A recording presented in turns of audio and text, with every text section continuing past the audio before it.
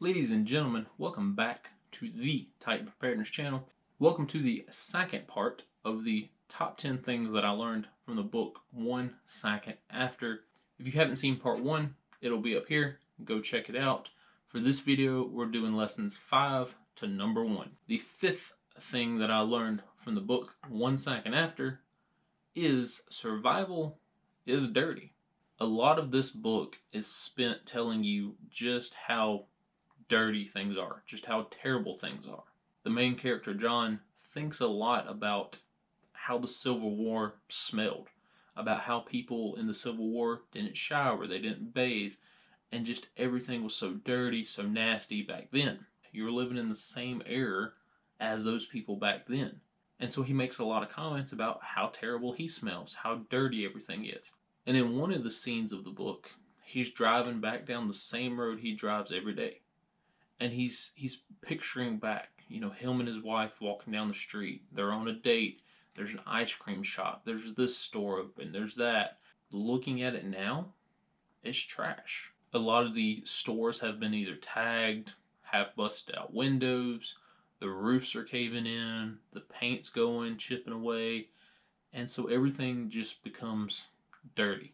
During the beginning portions of the book, the local town doctor tells everyone that, listen, people are going to get sick, people are going to die because of just how dirty everything's going to get. People are working harder than they used to, people aren't showering as much as they are. If they do take a bath, it's going to be in a local river, which is going to pollute the river. People are drinking dirty water anyway. There will be nothing clean in the next couple weeks, in the next couple months, and so it's going to cause even more diseases. You got to think a lot of the diseases in the third world country are caused by people drinking bad water, by people not washing their hands, by people crapping out in the streets instead of in a secluded area. Cholera, E. coli, bacteria, giardia, they're all caused by not being clean. You shut the power off for a couple weeks, that's going to cause a lot of diseases, a lot of issues moving forward. Obviously, a water filter can block out a lot of that bacteria that you catch from the river, from the creek, but you still have other issues like dirty hands. So stocking up things like soap, like body wash, like shampoo, a solar shower even. And so that's something that you need to think about. How are you going to stay clean in a literal SHTF world? So 4 is going to be a two-parter. Sometimes you have to lie to people. Other times you have to tell the truth. Again, big spoilers ahead if you ain't already figured this out in part 1. So John and the Black Mountain community go to war with this devil-worshipping cannibalistic group called the Posse. So after the fight is over, Michaela, which happens to be a nurse that they found on the interstate, is running around triaging patients that are now on the battlefield. And she marks 1 for critical, 2 for less than critical, and 3 for leave them laying. They're dead.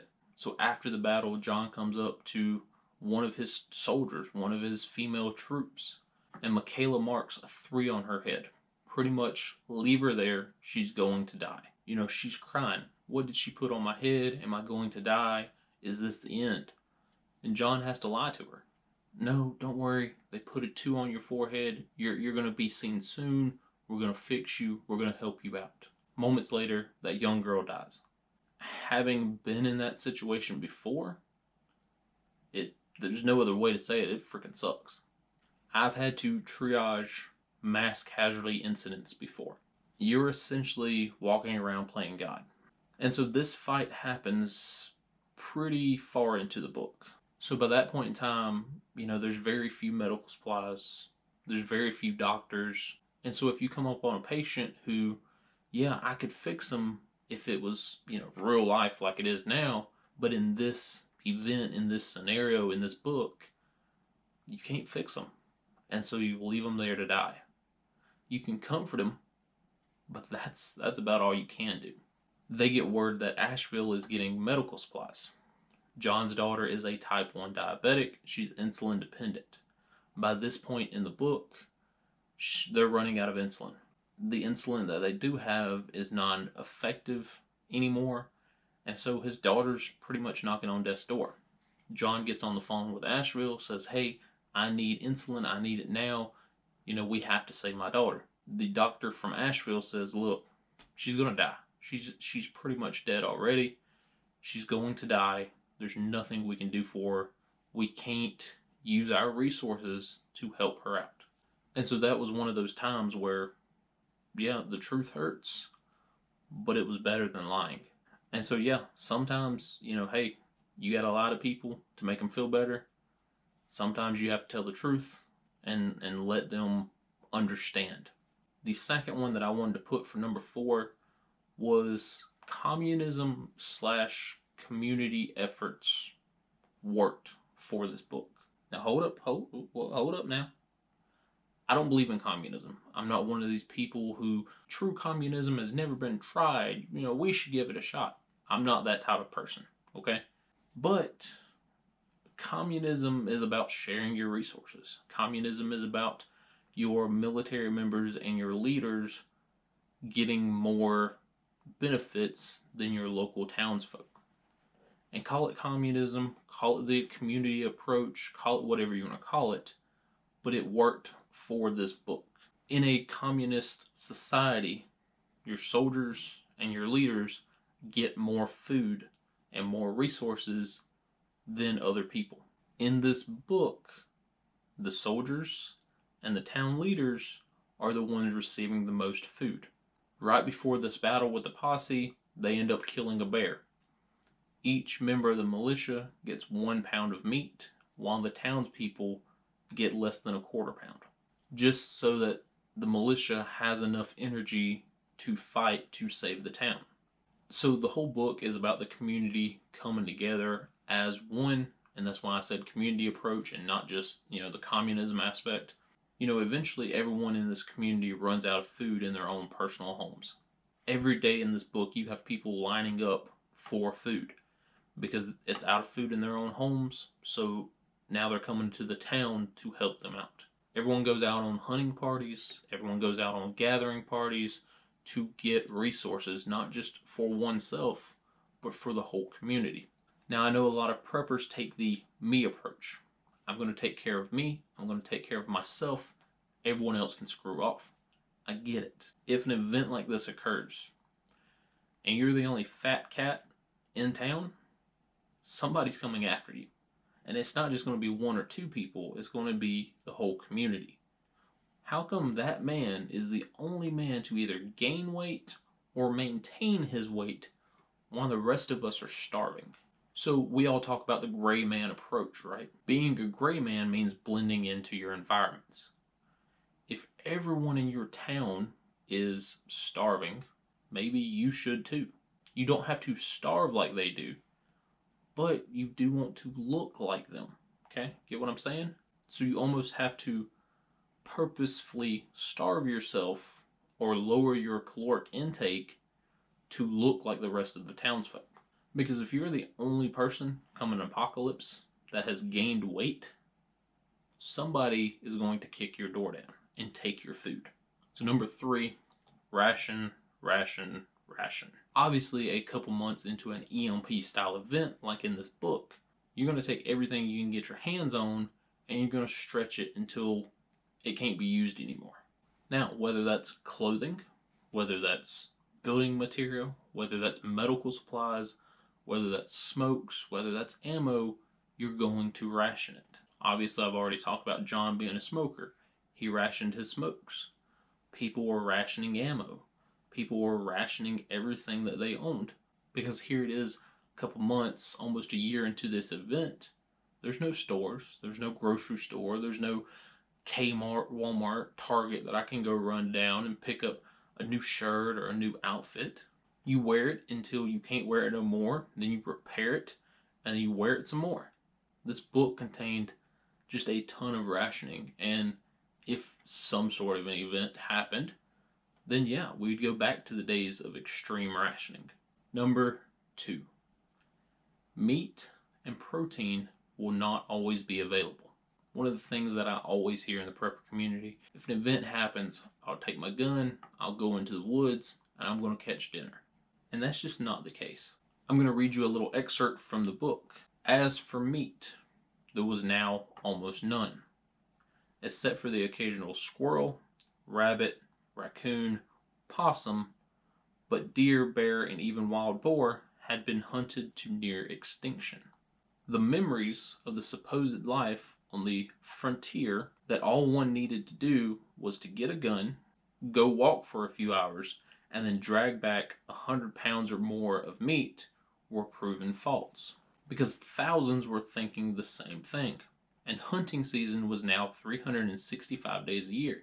It was inevitable that the game was all but gone. Every time that the townspeople go out to hunt, they don't bring back a bear, they don't bring back a deer, they don't bring back a moose or wild pigs, because eventually there are none. And yeah, you can grow fruit and grow vegetables, and they'll give you some calories, but where are you going to find that red-blooded meat? Where are you going to find that protein that we need to survive? And sure, you can hunt for the first couple weeks, maybe even the first couple months, but eventually the stockpile will run dry. And the top thing that I learned from 1 second after, people you know and love are going to die. So this book is not a happy fairy tale. It is not happy-go-lucky, old boy finds a bug-out cabin and hides there and he's good. It's not that type of story. It's not that type of book. There's a lot of death in this book. There's a lot of dying in this book. And it's not even the big fights. It's not even the big war with the posse that kills off a lot of people. It's everything else that leads up to that. The first casualty in John's family is his father-in-law. His father-in-law, at the beginning of the book, is in the local nursing home on a feeding tube. They bring him back home. They try to take care of him for a couple days. After a week, after 2 weeks, the elderly gentleman dies. Then they get into the war fight with the posse. His daughter's boyfriend and father of her child dies in battle. His mother-in-law, eventually, she's old, she passes away. His other dog, he has to shoot to feed it to his daughter, who is now pregnant. His type 1 diabetic daughter, she ends up passing away. 80% of the town's population ends up dying. So the whole story really plays the part of the death game. You have people that die in the fight with the posse, you have people that die out on hunting trips, you have people that die, again, because of suicide, or because of house fires, or because X, Y, and Z. And so if you are not mentally prepared for that, good luck to you. If an event occurs, people are going to die. That's just what happens. Every hurricane, every twister, every flood, every fire, people die in those events. And so you have to be mentally ready for that type of situation. In the book, John has a happy family of 5 people at the beginning of the book. At the end, it's him and his 16-year-old daughter left. That's a lot of people that he's very, very close to who are dying off, on top of everyone else. People die in this book because of suicide, because of drug overdose, because of break-ins, because of hunting accidents, because of drinking bad water, because of the normal flu. Yeah, that occurs in daily life. And it doesn't take a disaster scenario to make it occur. A disaster scenario just makes it worse. People died in Puerto Rico because there was no power. You think, oh, well, who cares about power? The dialysis patients care about power. Because without power, they can't have their dialysis. Without dialysis, they can't live. It doesn't take an event to cause death. The event causes more death. If you have not read this book, and you've watched these 2 videos anyway, I don't know why you would, but if you have not read the book, definitely go pick it up. It's on Amazon Kindle, or you can obviously pick it up, Barnes & Noble or something like that. It is definitely a wonderful book to read. It is definitely a wonderful situation to think about. How would I survive this? Do I know enough wild edibles? Do I have enough skills to hunt, to trap, to fish? If it wasn't an EMP type event and just a major power outage, would I have enough supplies that I wouldn't burn my house down, that I wouldn't kill my family with carbon monoxide, and that I could safely light my house, light my world up? Do I keep a get home bag? Because the people that got stuck on the interstate, a simple get home bag would get them 20, 30, 40 miles down the road. Do I have enough blankets or sleeping bags that I can stay warm come wintertime? Do you have a wood burning stove that you can burn wood during the wintertime? Do you have a way to cook when your power goes out or when your propane runs out? These are all things to think about, and these are all situations that play part in this book. So definitely, if you've not read it, go read it. If you have read it, go read it again and see what lessons you learned from it. Put the lesson that you learned from this book down in the comments section. Alright guys, I hope you enjoyed this video. Hope you enjoyed Sunday's video as well. I'll see you guys again on Sunday. Alright guys, T2 out.